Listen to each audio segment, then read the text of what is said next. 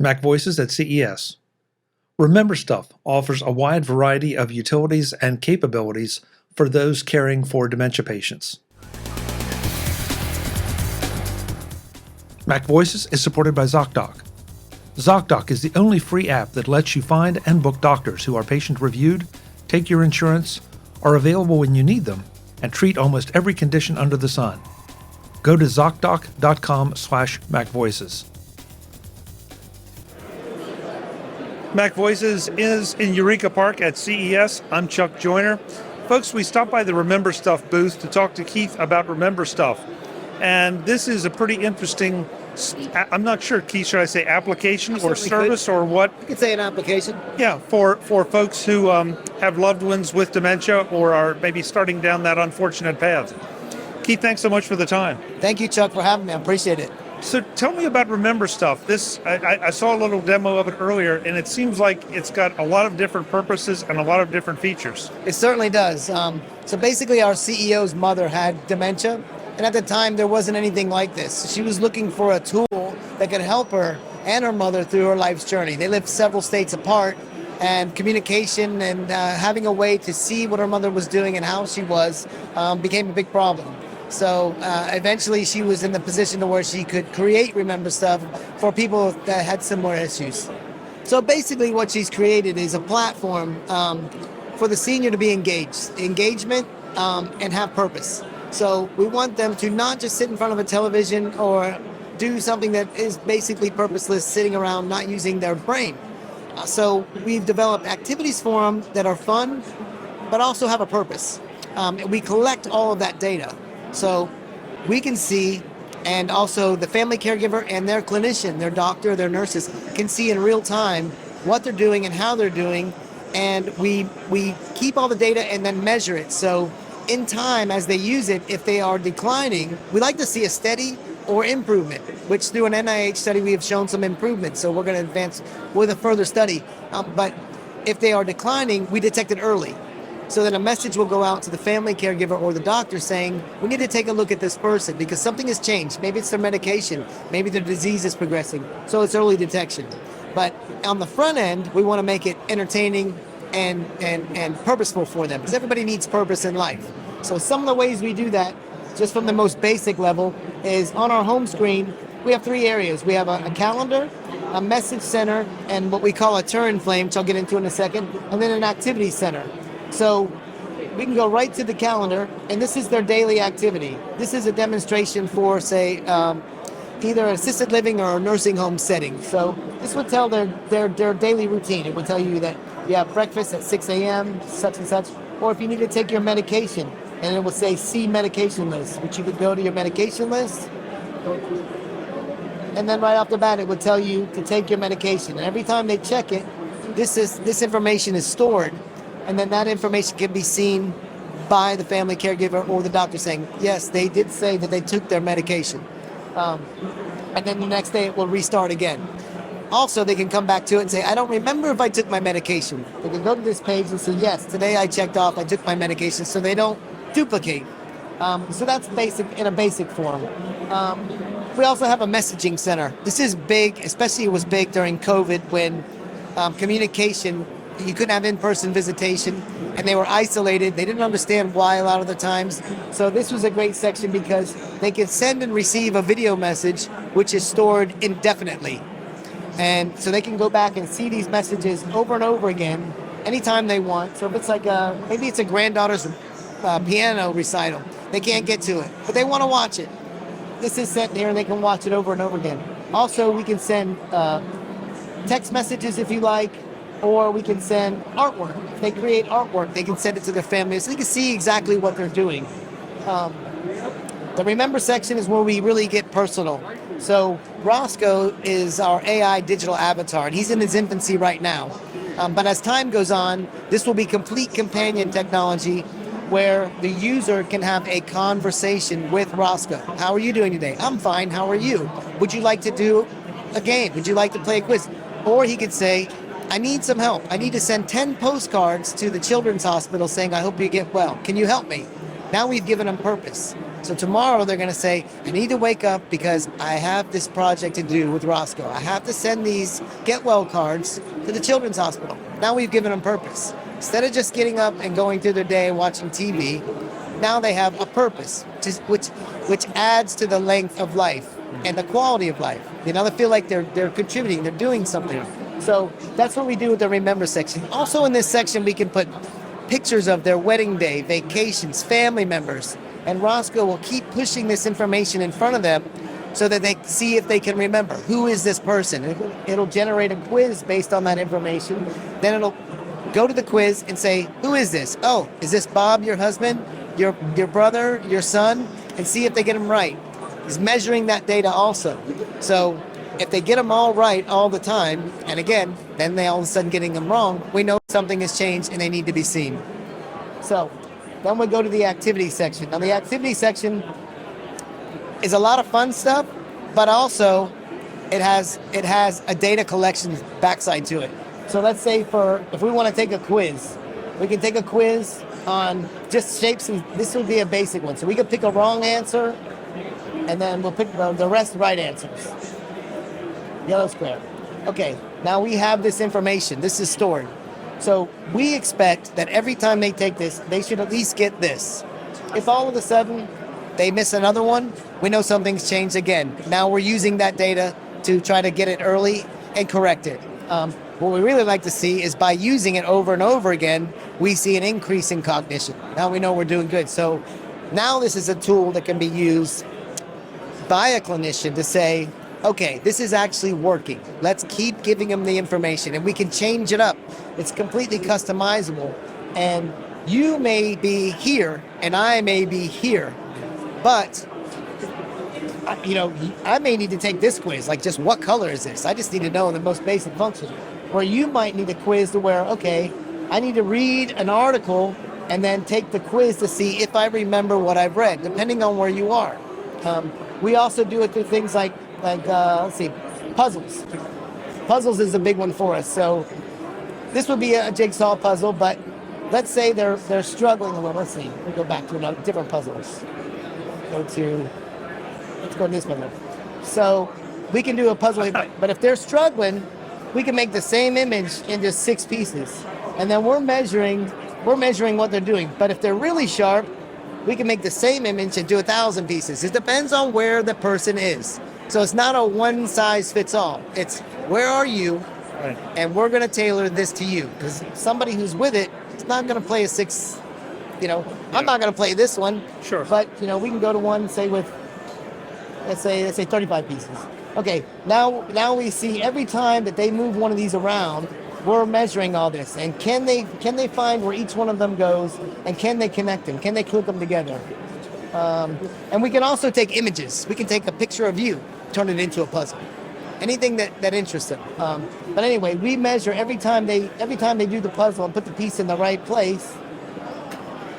We're measuring this, and we're collecting it, and then it'll tell us how long it took us to do the puzzle, and were we able to actually not just cognition but dexterity? Could we take our finger and put it on the puzzle piece? You know what I mean? So then this is all stored, and it took us 1:50. So the next time they take this puzzle with this many pieces, we expect them to be in a range. If all of a sudden it's taken them 4 times as long, maybe something's going on that we need to look at. It's a fascinating set of features and activities and all that is perfect. And I'm impressed. Particularly impressed by the fact that you can sort of change the levels of it. That it's not okay. Here it is. And if it's too hard for you, then it's too hard. Yeah. You can alter that. Talk just a little bit about the video messages and the communications. How are they being transferred? Obviously there are concerns over security. Someone getting into my loved one and trying to scam them. Yeah. So is that? I believe you said it was a closed system, but how closed? It's completely closed down. So on our app, on the user side, they cannot break out of the system. They can't end up on a website where somebody's going to be asking them for personal information, credit card information, trying to scam them. They can't end up on a website where they'll end up with a virus. It's completely taken out. The only way to get content and data on or off of here is through the portal by an approved person. So if they want to send, say, artwork, like one of the art pieces we made, they can only send it to one of the approved people. They can't just send it to anybody, and not anybody that's on here cannot send it to them. Only these people. So it's completely safe. And we're HIPAA compliant. So our data, when we get our data, we have a number. The only people that have access to who the number is tied to would be the family caregiver or the physician. That's it. So even we don't know who it is, you know? We have a number assigned, and so they can, the only people that are allowed to do that are people that are approved. Makes sense. So we're HIPAA compliant. So that's how we keep it safe, and that's how we keep them from being in a place they shouldn't be. Yeah. Also, no matter where they go, you know, like I said, the usability and the ease of use is important. Sometimes we found is with older people, maybe they're not familiar with technology, or they do have a cognitive deficit. They get locked, they get stuck. I don't know how to get out of here. But with our system, all they have to do is touch it somewhere else. And I don't care what page you're on. If you touch it up here somewhere else, you're out of that. Right. So you're never stuck. And we even use this in memory care. And for memory care, a lot of times it's staff directed, right? So they will help walk them through, but Roscoe will also help them. He'll nudge them along and try to help them figure out what it is they're trying to do. But even if they are just touching it, we found that some of the people in memory care weren't actually doing the activity.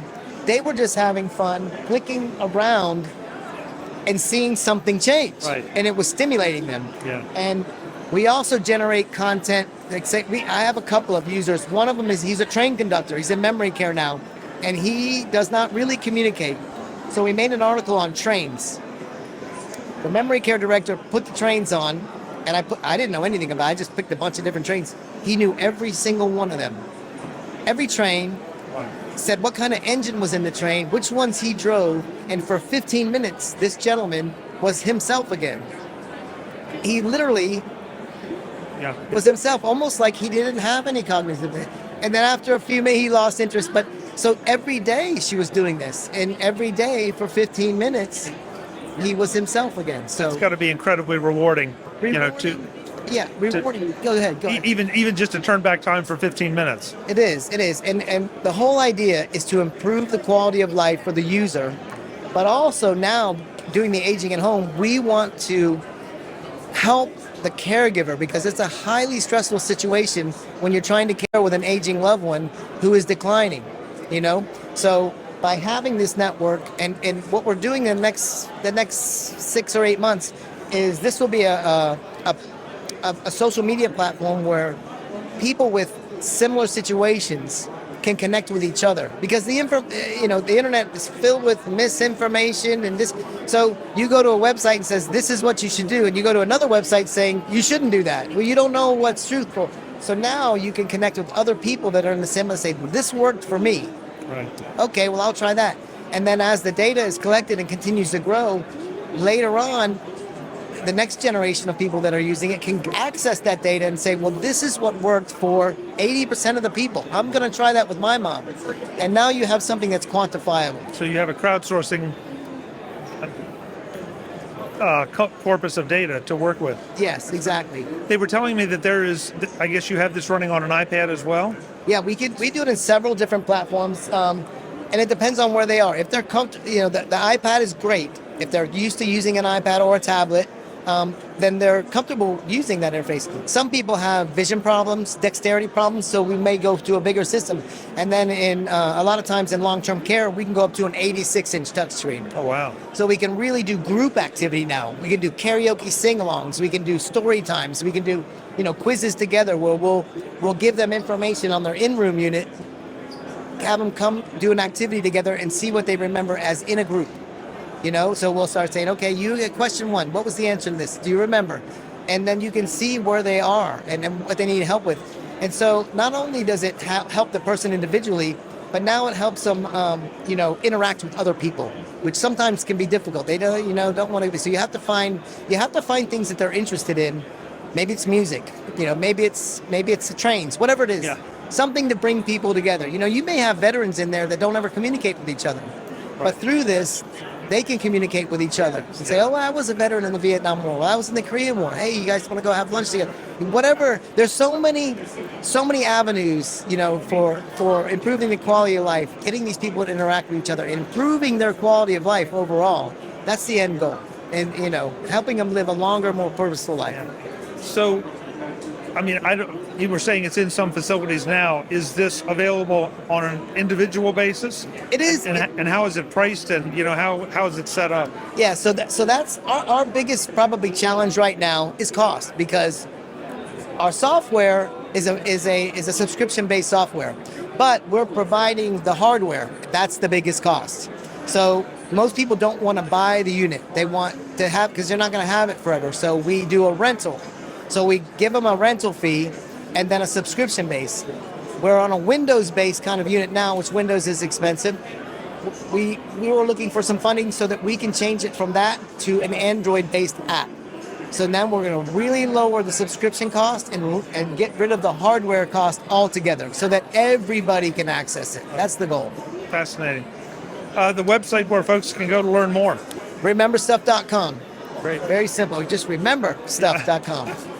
Keith, thank you so much for the time. Great comprehensive explanation of something that has just an amazing number of options. Well, I appreciate it, Chuck. And really, that's 1% of it. It would take us days to go through everything. And it is customizable. And the more use it gets, the more customized it is to that single user.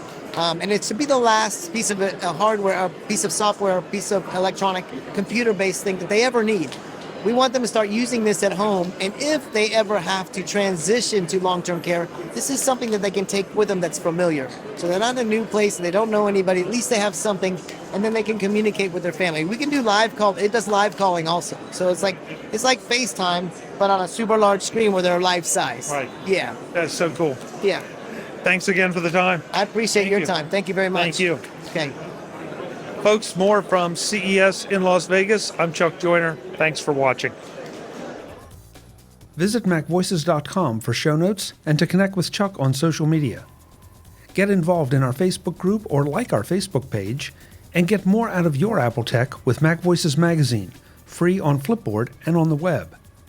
And if you find value in it all, consider supporting us through either our Patreon campaign at patreon.com/MacVoices or by making a one-time donation via the PayPal link on our front page and in the show notes of each episode. You will join these fine people who help bring you Mac Voices.